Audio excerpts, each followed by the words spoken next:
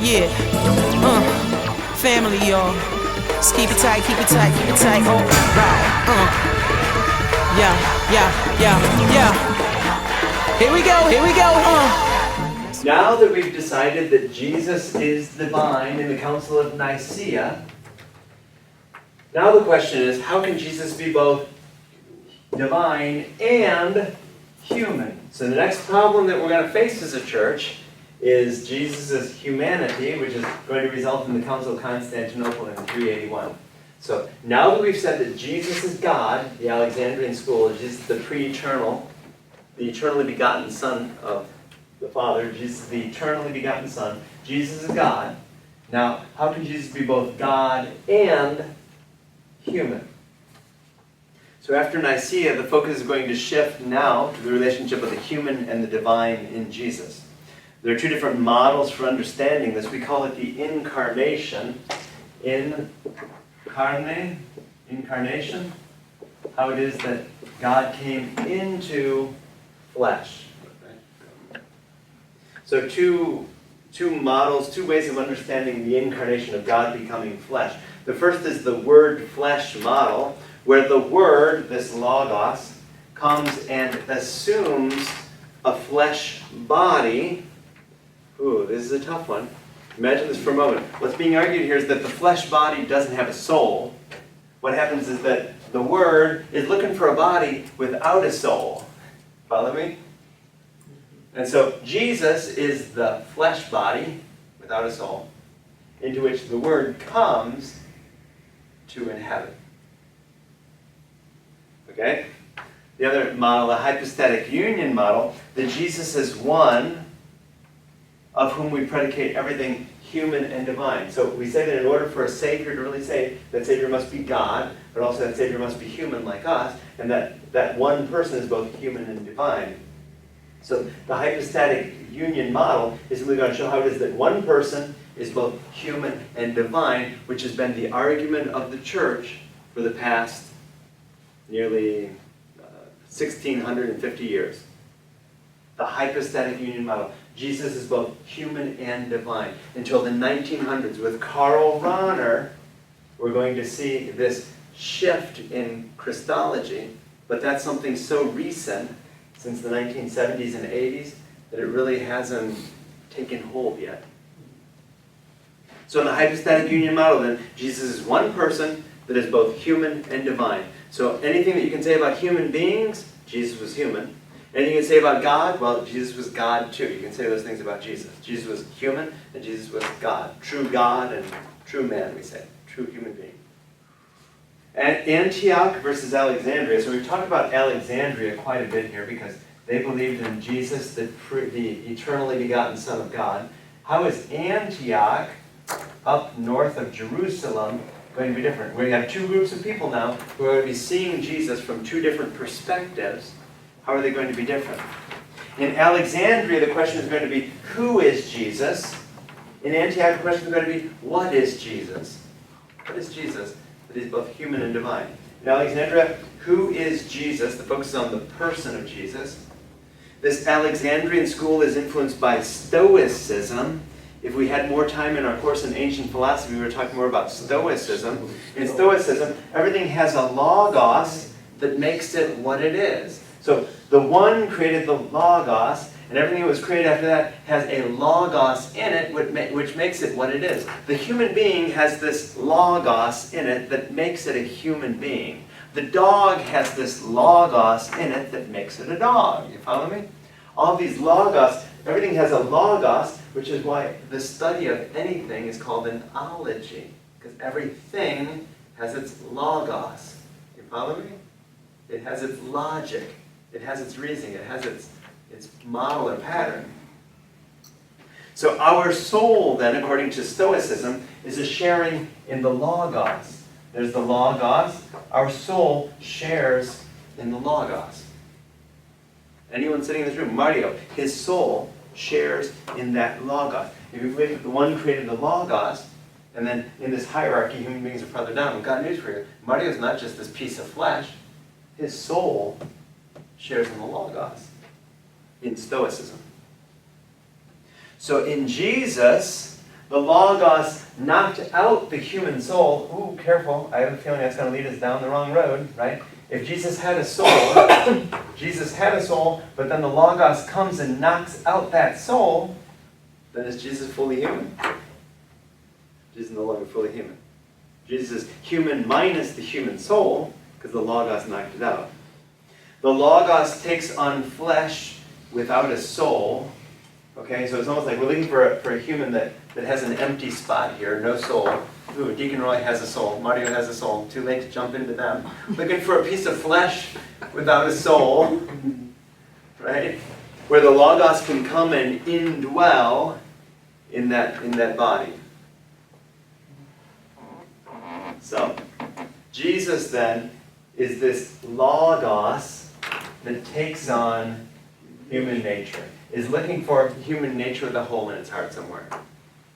So Jesus' human nature doesn't have a human person to go with it. Interesting. Okay, Jesus is just looking for a lump of flesh to crawl into, right? To take on human nature. The Logos is out scouting for a body. If you see any soulless bodies, give the Logos a call. Father Don Buggert used to refer to this as Clark Kent Christology. It's sort of like, you know, how it is that it's sort of taking on this, you know, looking to take on this new persona or whatever it is. Yeah.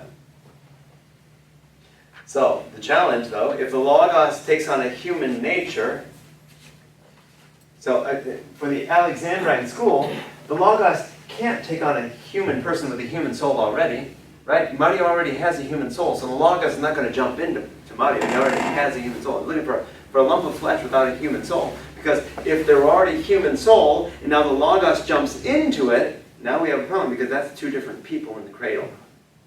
Who's in the cradle? It looks like a baby. No, it's actually the Logos and a baby with a human soul. So the Alexandrine school couldn't be both. The Logos had to replace the human soul. So the Logos' human nature is then personalized in the person of Jesus. The Logos comes into the flesh, and we know that person as Jesus. All of this simply to say, in the beginning of the church, we're trying to work out how it is that Jesus is, now that we said that Jesus is God, how can Jesus be both God and human, and the one person be both of them? We're trying to figure out all of these out. By the time for the Council of Chalcedon, we're going to have all of this figured out, and then that's going to be the church's teaching for the next 1,500 years until Karl Rahner comes and opens up the windows a bit, lets in a bit of fresh air, and says, people, can we think about this just for a moment? Do we still believe these sorts of things? About the Logos coming into a lump of flesh that doesn't have a human soul in it? Or of replacing the human soul? Can we think about these things in a different way now that it's the 20th century, he was saying? That was the Alexandrian school then, in Alexandria. Going up the shore then to Antioch, north of Jerusalem. What were they saying in Antioch? Their focus was not on the person, who is Jesus. Their focus was on his nature. What is Jesus? Is Jesus human? Or is Jesus divine? Or is Jesus both? What is Jesus? What is Jesus? What was their answer? So they were thinking that the human and the divine are not two modes of being, two whats, if you will, but they're two beings or hypostases.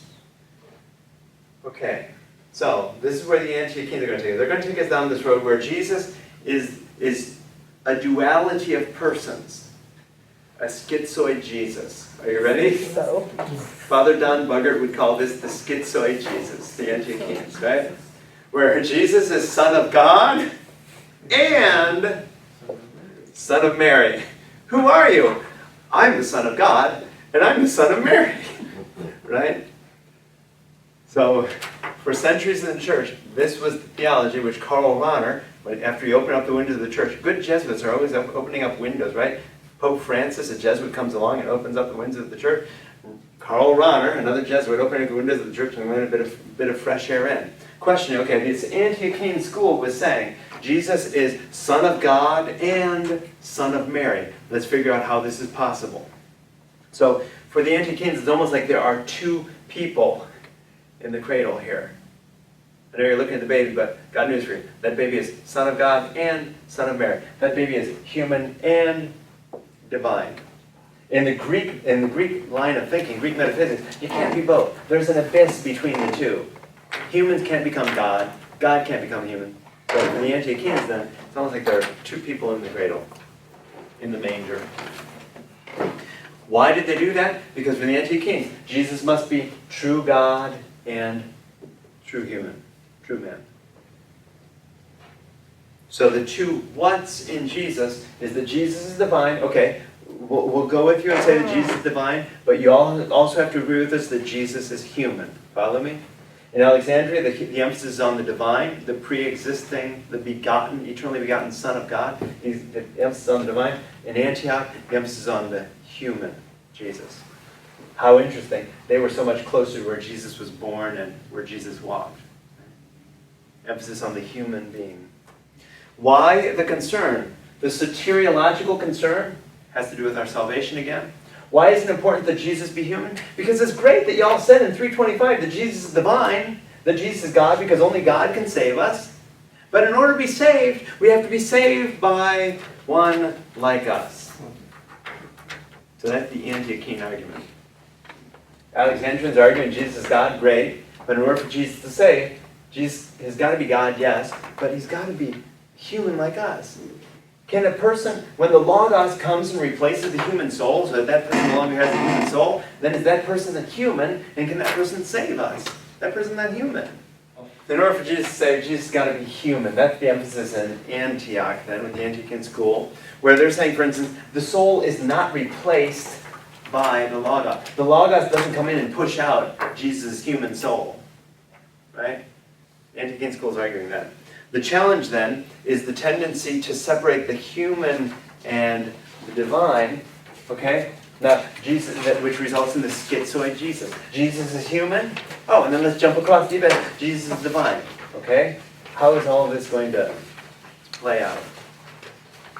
Because Nestorius, what's fascinating, that Nestorius is now the Patriarch of Constantinople, the head of the church in the East, and the Patriarch of the East, in Constantinople, Nestorius is saying the human and the divine cannot be one. Why? Because there is an abyss. Everything divine is the opposite of human. Human is the opposite of divine.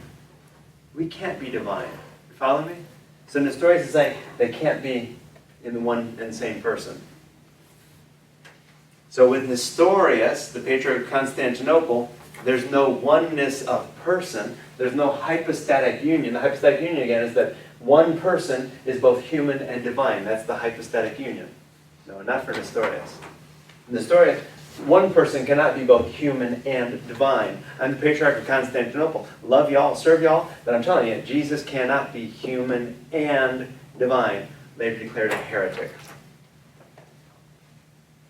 Subsequent history. So what's the history that's happening after the rise of these two schools in Alexandria and Antioch, especially now that Constantinople is getting involved? Cyril of Alexandria, follow the history now, is writing to Celestine in Rome, another patriarch of the church, to condemn Nestorius of Constantinople. See the tensions that are setting up here? Are going to result in 1054. Right? So he's writing to Celestine to condemn Nestorius. Emperor Theodosius sees the fighting going on by the bishops in the empire and says, ooh, this is not good for the unity of the empire. I'm thinking I should get all the bishops together again, like Constantine once did. Called the Council of Ephesus in 431. Remember this, the council is going to then emphasize the oneness, the hypostatic union. What happened? It was convened by the Alexandrines before the Antiochians arrived. Are you following me now? What's going to happen? If one group is here at the table, and they're going to say, okay, let's start now before the Antiochians have any chance to get here. What would we like to do? Do you see the road that's going to go down? I mean, we want to say that all of the councils are guided by the Spirit. That's what we believe as a church, that the Spirit is guiding all these councils. But we're also honest enough with ourselves to see how it is that human nature enters into all of this. So the Alexandrines then get to the Council of Ephesus first and say, this is our opportunity, let's gavel in and start this meeting and see what we can do while the Antiochians are still on their way. What do? The Alexandrines then, under the leadership of Cyril, depose Nestorius, the Patriarch of Constantinople, meaning they say that he is no longer the Patriarch of Constantinople. They excommunicate him. The Antiochines show up to the meeting now and say, "You did what?" So what do? They depose and excommunicate Cyril of Alexandria, like a good family fight, right? Right? You smack me, I'll smack you. And so, as a result, then the emperor is thinking about to himself, I tried to call these bishops together so that they would draw an end to all of this, and look what's happened. It's going to end 2 years later, 433, with the symbol of union, the emperor bringing these bishops together and saying, "You are not leaving this place until you all agree. I don't care what you agree on. I don't care. I don't care what you agree on, but you're all going to go to this place agreeing and being one with one another." The symbol of union. You're going to leave one. What happens when a mother or father tells the kids, though, that they're all going to get along? Okay, so they get along temporarily. Is it going to last very long? Not going to last very long. To be saved here then, in Ephesus then, so in Nicaea we said that Jesus is divine. Constantinople 1 and 381, Jesus is human as well. Okay, now in Ephesus we come to this conclusion that Jesus must be one, both human and divine in one single person.